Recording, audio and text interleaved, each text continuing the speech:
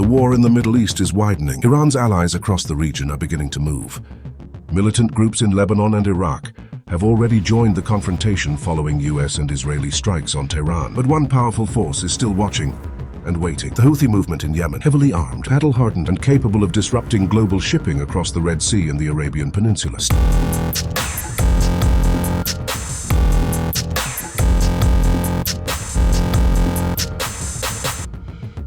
So far, the Houthis have not formally entered the war, but analysts say their involvement could dramatically escalate the conflict. The Houthis are a military, political, and religious movement rooted in northern Yemen. They follow the Zaydi branch of Shia Islam and are led by the powerful Houthi family.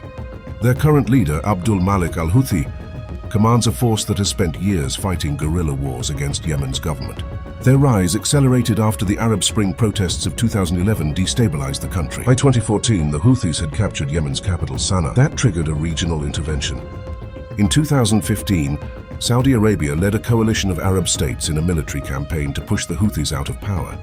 But the group proved resilient. Over the years, the Houthis developed significant missile and drone capabilities, striking oil facilities and critical infrastructure in both Saudi Arabia and the United Arab Emirates. After years of devastating war, the United Nations brokered a fragile truce in 2022, but the Houthis soon expanded their battlefield. After the October 7th attacks on Israel by Hamas, the Houthis began targeting international shipping in the Red Sea. They also launched missiles and drones toward Israel, claiming their attacks were in support of Palestinians.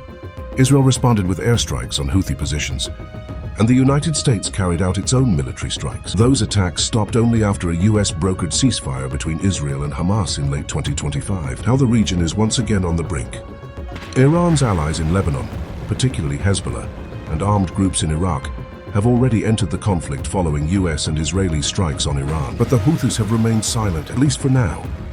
On March 5th, Houthi leader Abdul-Malik al-Houthi issued a warning. "Our fingers are on the trigger," he said in a televised address, ready to strike at any moment if events demand it. Yet the group has not formally declared its entry into the war. Analysts say the reason lies in the Houthis' unique position within Iran's so-called axis of resistance. Unlike Hezbollah or Iraqi militias, the Houthis do not follow Iran's supreme leader in the same ideological structure. Their priorities remain largely domestic. Still, the US accuses Iran of arming, funding, and training the Houthis, often with help from Hezbollah. The Houthis deny being an Iranian proxy. They insist they design and build their own weapons.